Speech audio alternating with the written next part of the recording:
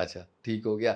اچھا یہ جب ہم سنتے ہیں نا مدینہ یونیورسٹی سے والد صاحب بھی اور آپ بھی، تو ایک فیل یہ آتا ہے کہ جیسے بڑے اسٹرانگ کنیکشن ہے سعودیہ کے ساتھ. پھر ایک اور چیز آتی ہے کہ کیا وہاں سے فنڈنگ بھی آتی ہوگی، ایسا کچھ ہے؟ اچھا اسامہ بھائی، یہ آپ نے بڑا اچھا سوال کیا ہے. کنیکشن جو ہے میرے والد صاحب کے بہت زیادہ اسٹرانگ تھے، یہ ایک حقیقت ہے. لیکن اب یہ دیکھیں، جب والد صاحب کی ڈیتھ ہوئی میری ایج تھی 8 سال، ابتسام بھائی کی ایج تھی 14 سال. تو وہ کنیکشن بحال کرنے میں بھی ایک گیپ آ گیا نا. گیپ میں آ گیا. 8 سال کا تھا، تو ایک 8 سال کے بچے کے ساتھ عرب شو یا بادشاہوں کے وہ تعلقات نہیں ہو سکتے. بن ہی نہیں سکتے، یعنی ہو ہی نہیں سکتے. لیکن یہ بات درست ہے کہ والد محترم کے شاہ فہد کے ساتھ، نائف کے ساتھ، سلطان کے ساتھ براہ راست تعلقات تھے، اور انہوں نے اس تعلق کی حیا بھی کی کہ والد صاحب جب زخمی ہوئے تو انہوں نے باقاعدہ طیارہ بھیجا، صدام حسین نے بھیجا. یعنی والد صاحب کی بم بلاسٹ لاہور میں ہوا تو 3 ملکوں کے طیارے ریڈی تھے، یعنی سعودیہ کا طیارہ، عراق کا طیارہ، کویت کا طیارہ. ہر بندے کی خواہش یہ تھی کہ ہمارے پاس آئے، ہم علاج کرتے ہیں. تو والد محترم نے سعودی عرب کو چنا، تو یہ اللہ کی تقدیر تھی. پھر وہاں پہ گئے تو ان کی شہادت ہوگی، تو پھر جنت البقیع میں دفن ہوئے. کنیکشن بہت زیادہ اسٹرانگ تھے والد کی. لیکن اس کے بعد جب ایج گیپ آیا تو کنیکشن لوز ہو گئے. اب اللہ کے فضل و کرم سے میں دوبارہ اس کو بحال کرنے کی کوشش کر رہا ہوں. جہاں تک فنڈنگ کا تعلق ہے تو ایک بات ذہن میں رکھیں کہ دین کے کام کے لیے میں کسی کو طعن و تشنیع نہیں کرنا چاہتا. دین کے کام کے لیے فنڈ لینا جائز ہے، لیکن اللہ کے فضل و کرم سے ہم نے آج تک، میرے والد صاحب نے یا ہماری فیملی نے آج تک سعودیہ سے 1 روپیہ نہیں لیا. ایک ریال بھی آپ سمجھتے ہیں نا، وہ بھی اس لیے نہیں لیا کہ ان کے ہاں بھی، میں آپ کو ایک سوچ بتاتا ہوں کہ وہ بھی جس کو پیسہ دیتے ہیں اس کو اپنا ماتحت ہی سمجھتے ہیں نا، یعنی بنیادی طور پہ. اور دوسری بات یہ ہے کہ لینے میں حرج نہیں ہے.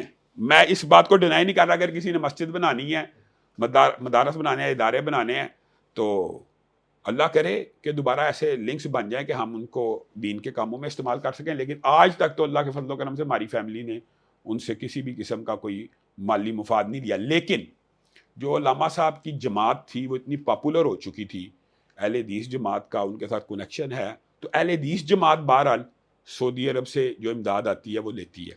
جو جماعتیں ہیں تو وہ ظاہر ہے پیغام کا ایک پورا ٹی وی سیٹ اپ ان کی امداد سے چل رہا ہے. اچھا اس کے بعد آپ نے بڑے تفصیل سے بتا دیا پڑھائی سارا کچھ. اس کے بعد جب پریکٹیکل لائف میں آپ نے ایک طرف بتائی بزنس کی، دوسری طرف دین کے کاموں کے حوالے سے ہم جاننا چاہیں گے، اور یہ بھی جاننا چاہیں گے کہ آپ ابھی جمعیت اہل حدیث پاکستان، اس سے پہلے کا سارا جو معاملہ ہوا، جس طرح سے آپ اس جماعت سے ہٹ کے پھر اس کو آپ نے دوبارہ سے جو ہے وہ اپنے والد صاحب کی جماعت کو دوبارہ سے آپ نے اٹھایا، اور رسپانس بھی بڑا شاندار آپ کو جو ہے وہ اس کا آپ کو ملا، وہ سارا معاملہ کیا ہوا؟ صحابہ بھائی، بنیادی طور پہ نا یہ تو جماعتی اندرونی پولیٹکس ہے، لیکن چونکہ آپ نے سوال کر دیا، میرے والد محترم کے دور میں میرے والد صاحب ضیاء الحق کی اپوزیشن تھے. تو ضیاء الحق کے حامی اہل حدیث بھی تھے. میں آپ کو کھل کے اب بتاتا ہوں. آپ نے پوچھ لیا تو یہ کوئی بات چنبے کی نہیں ہے. غیر مسلک کے لوگوں کو بھی اس حوالے سے، جو مذہبی لوگ ہیں ان کو پتہ ہوتا ہے، لیکن ظاہر ہے جو لوگ مذہب اور دین سے کچھ دور ہوتے ہیں ان کو نہیں پتہ ہوتا. میرے والد صاحب بھٹو کی اپوزیشن تھے، میرے والد صاحب ضیاء الحق کی اپوزیشن تھے. لیکن ہماری جماعت کا ایک گروہ ایسا تھا جو بھٹو کا بھی حامی تھا، ضیاء الحق آیا تو اس کا حامی. ہر دور میں کچھ علماء ایسے ہوتے ہیں کہ وہ جو گورنمنٹ آئے اس کے ساتھ، اسی کے ساتھ ہوتے ہیں. کسی خاص کو کہہ رہے ہیں؟ اب وہ آپ کہنے کا مطلب ہے عقل مند کے لیے اشارے کافی ہے. ایسے ہوتی ہے نا یہ سوچ فکر. بالکل بالکل ہے. اور یہ سوچ فکر ہو سکتا ہے ان کی نظر میں صحیح ہو، لیکن میرے والد صاحب کی حریت فکر تھی. وہ ضیاء الحق کی بہت تگڑی اپوزیشن تھے، تو ان کو اپنی جماعت سے بہت زیادہ مخالفتوں کا سامنا کرنا پڑا. تو 81 میں میرے والد صاحب نے اس جماعت سے علیحدگی اختیار کر لی اور انہوں نے جمعیت اہل حدیث کی. یہ تحریک استقلال کی بات بتا رہے ہیں؟ تحریک استقلال کے بعد، تحریک استقلال کے بعد وہ جو 1977 اور سے لے کے 81 کا پیریڈ ہے، وہ والد صاحب نے تحریک استقلال میں گزارا، جماعت میں اپنی نہیں گزارا، کیونکہ لیٹیگیشن پیدا ہو گئی بھٹو کی اپوزیشن کے اوپر. تو بنیادی طور کے اوپر وہ اس جماعت کا نام تھا مرکزی جمعیت اہل حدیث. اس کو مرکزی جمعیت اہل حدیث کہتے ہیں. وہ تب بھی تھی. اس کے جو لیڈران تھے وہ مولانا معین الدین لکھوی رحمہ اللہ تھے اور میاں فضل حق رحمہ اللہ تھے. وہ ضیاء الحق کے بڑے قریبی ساتھی تھے. تو جب میرے والد صاحب نے ایجیٹیشن کی ضیاء الحق کے خلاف تو انہوں نے میرے والد صاحب کے اوپر 90 کے قریب مقدمات بھی درج کیا. تو میرے والد صاحب نے پھر تحریک استقلال کا یہ دور اس میں گزارا کہ کوئی سپورٹ چاہیے ہوتی ہے بندے کو سیاسی. پھر میرے والد صاحب نے 81 میں جمعیت اہل حدیث پاکستان کی بنیاد رکھ دی. تو پھر وہ مرکزی جمعیت سمجھے ختم ہو گئی معاشرے سے. جس طرح الحمدللہ اب مجھے رسپانس مل رہا ہے, میرے والد صاحب کو اس دور میں رسپانس ملا. 87 تک جب تک وہ زندہ رہے مرکزی جمعیت کا نام و نشان ختم ہو گیا, جمعیت اہل حدیث ہی چلتی رہی. لیکن دکھ اور المیہ یہ ہے کہ جیسے ہی میرے والد صاحب کی شہادت ہوئی, بجائے یہ کہ ان کے جو پیچھے رہ جانے والے جماعت کے لوگ تھے وہ جمعیت اہل حدیث چلاتے, انہوں نے جمعیت اہل حدیث وائنڈ اپ کر دی اور سارے مرکزی جمعیت میں شامل ہو گئے. صحیح. ایک بڑا لیڈر جب چلا جائے, وہ پرانی جماعت تھی, ان کا ان کے ساتھ پیچ اپ ہو گیا, اتحاد سمجھ لیں, وہ مرکزی جمعیت بن گئی, ضم ہو گیا آپس میں, ضم ہو گئے سمجھے. یہ اچھا جملہ ہے. وہ ادھر چلے گئے, مرکزی جمعیت کو انہوں نے بحال کر دیا. پھر ہماری فیملی کے ساتھ کچھ لیٹیگیشن شروع ہو گئی, وہ بھی ایک ڈیٹیل ہمارا کہ میرے والد صاحب کی شہادت ہوئی تو ہماری فیملی یہ چاہتی تھی کہ والد صاحب کے پرچے کے مدعی ہم بنیں, وارثوں کو بننا چاہیے. تو وہ لیکن وہ جماعت بن گئی, جو ہمارا پہلا نقطہ اختلاف ہو گیا. پھر جماعت نے جن لوگوں کو قاتل کہا ان کو پروب نہ کیا, ان کو پکڑا نہ, تو وہ یہ خلیج بڑھتی گئی. تو تب تو میں 8-9 سال کا, ابسام بھائی 14-15 سال کے تھے, تو اسی خلیج میں ہم نے اپنی تعلیم وغیرہ مکمل کی. تو ابسام بھائی نے کچھ عرصہ جمعیت اہل حدیث ابتسام بھائی نے بھی بحال کی.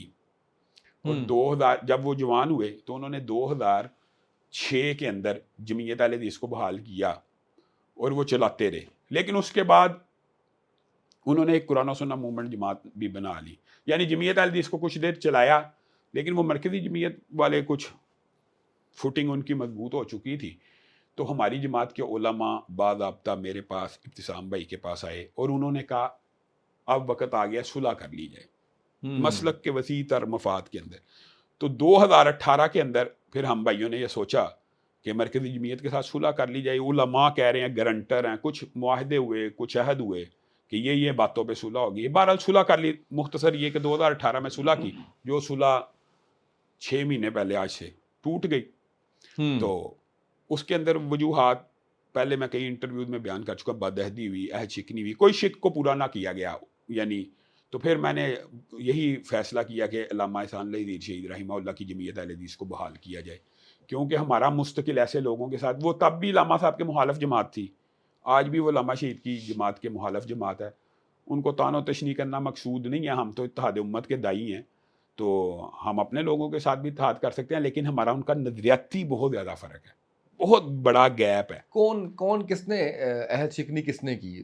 یعنی جو مرکزی جمعیت کے رہنما, نام بھی لوگ نہیں جانتے ان کا, لیکن بہرحال وہ سینیٹر ہیں, ساجد میر صاحب ہیں, ایک حافظ عبد الکریم ہیں, یہ دونوں سینیٹر ہیں اور یہ شروع سے سینیٹر ہی ہیں. اور یہ نواز شریف کی آپ کو پتہ پرو یعنی یہ بھی ان ایک ہی طرز سیاست ہے.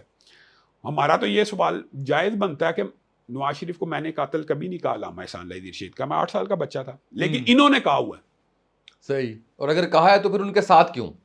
مختصر یہ نہیں آپ وجہ, یہ کچھ وجوہات بنتی چلی جاتی ہیں, چلتی جاتی ہیں, یہ بھی ذہن میں تھی, لیکن اتحاد کیا خلوص نیت سے کیا کہ اچھا ہو جائے گا جماعت. لیکن وہ آپ یہ سمجھیں وہاں سے وہ رسپانس